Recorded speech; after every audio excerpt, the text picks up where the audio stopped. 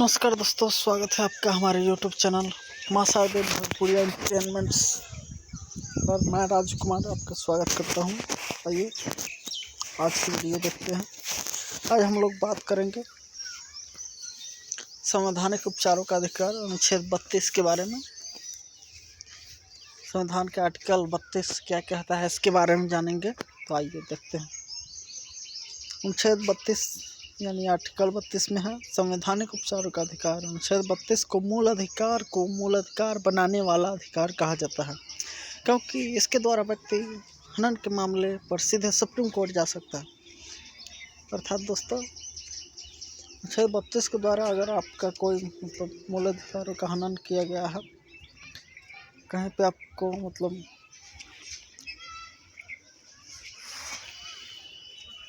कहीं पे भी आपके मूल अधिकारों का उल्लंघन किया गया है तो आप सीधे सुप्रीम कोर्ट जा सकते हैं। सुप्रीम कोर्ट 5 प्रकार के रिट इस मामले में याचिका जारी कर सकती है।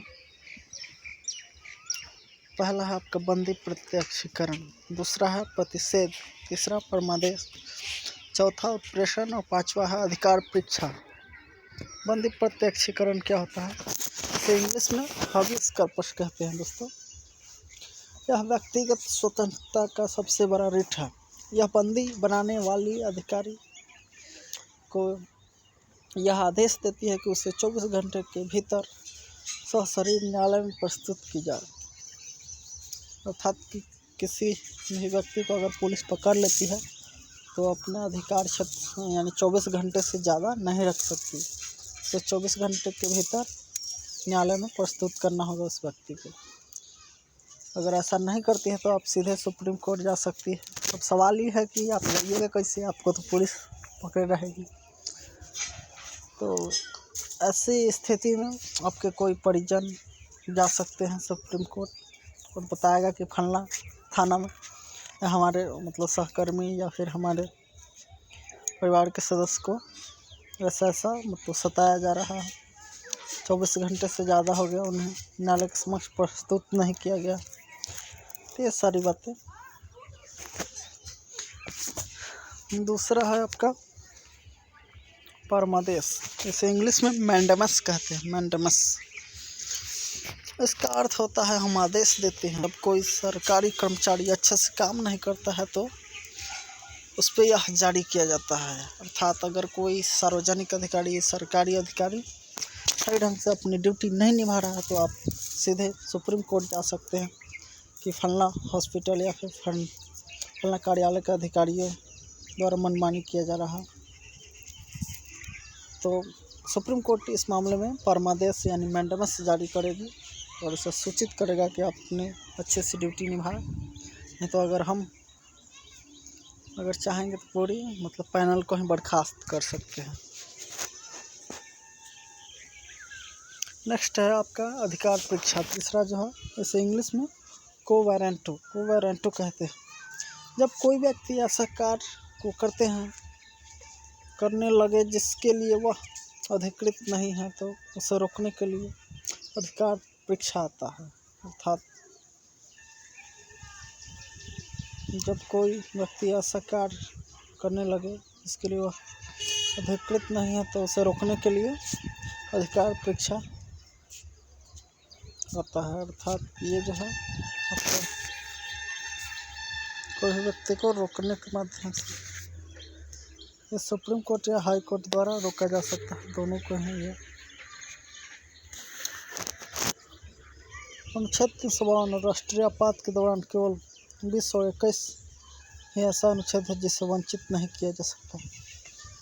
अर्थात कहने का अर्थ कि अनुच्छेद 352 राष्ट्रीय आपात के दौरान केवल 20 और 21 अनुच्छेद 20 और 21 को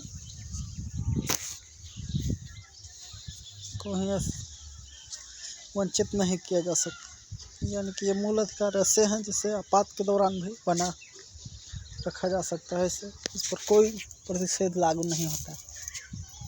आइए नेक्स्ट देखते हैं हम क्या है प्रतिषेध, इसे इंग्लिश में प्रोहिबिशन कहते हैं। यह ऊपरी न्यायालय अपने से निचले न्यायालय पर तब लाती है जब निचले न्यायालय अपने अधिकार का उल्लंघन करके फैसला सुना चुकी रहती है। अर्थात जैसे पटना हाई कोर्ट है, मुजफ्फरपुर हाई कोर्ट है, इस प्रकार से प्रत्येक ज़िले में हाई कोर्ट होते हैं। तो वो मतलब अपने अधिकार के क्षेत्र, गांव, ज़िले, शहर के मुकदमे को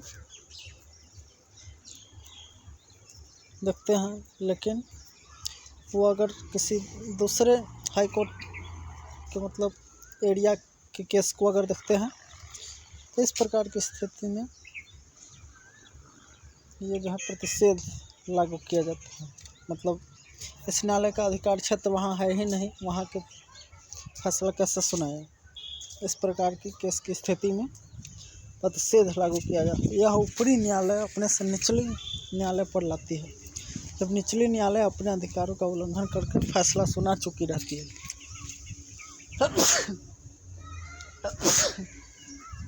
तो दोस्तों आशा करता हूँ समझ में आया होगा। नेक्स्ट है आपका उत्प्रेषण। उत्प्रेषण क्या है दोस्तों?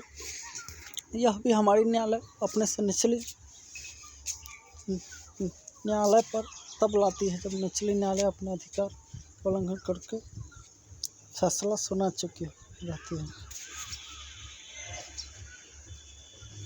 प्रतिषेध और उत्प्रेषण लगभग सेम ही। उत्प्रेषण को सर्टियोरेरी कहते हैं इंग्लिश में। नोट: अंबेडकर जी ने अनुच्छेद 32 को संविधान की आत्मा कहा। किसी भी भाग को संविधान की आत्मा कहते हैं। किस भाग को संविधान की आत्मा कहते हैं? तो प्रस्तावना को। अंबेडकर ने अनुच्छेद 32 को संविधान की आत्मा कहा है। किस भाग को संविधान की आत्मा कहते हैं? तो दोस्तों प्रस्तावना को संविधान की आत्मा कहते हैं। ये 5 प्रकार के रिट को अनुच्छेद 266 के तहत हाई कोर्ट भी जारी कर सकता है और अनुच्छेद 32 के तहत सुप्रीम कोर्ट जारी करता है। अनुच्छेद 33 देख लेते हैं।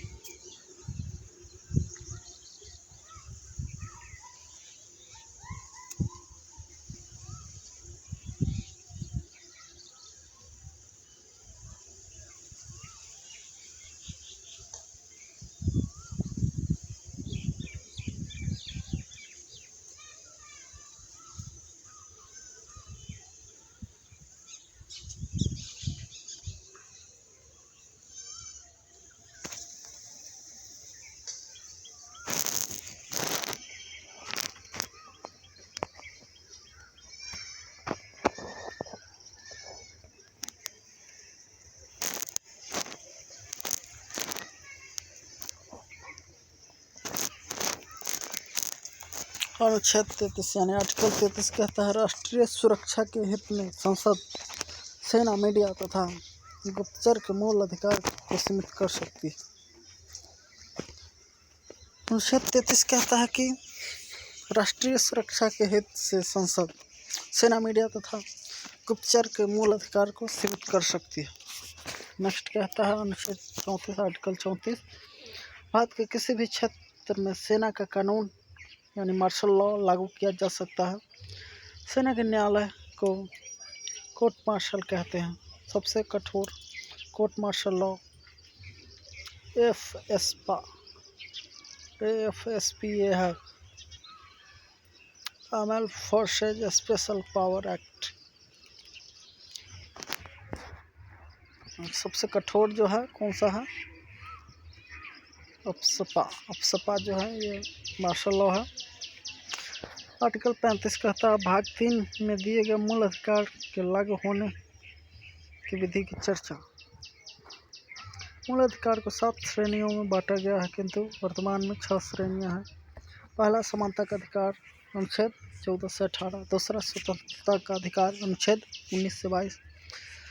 तीसरा शोषण के विरुद्ध अधिकार आर्टिकल 23 से 24। चौथा है धार्मिक स्वतंत्रता का अधिकार आर्टिकल 25 से 28। पांचवा है शिक्षा एवं संस्कृति का अधिकार आर्टिकल 29 से 29 में।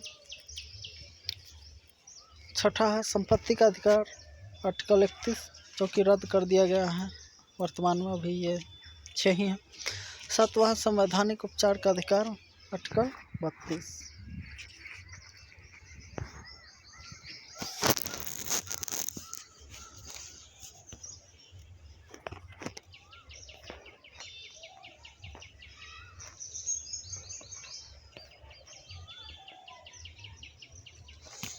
अनुच्छेद 14, 20, 21 के ये 23, 24, 25 से 28 भारतीय तथा विदेशी दोनों के लिए है।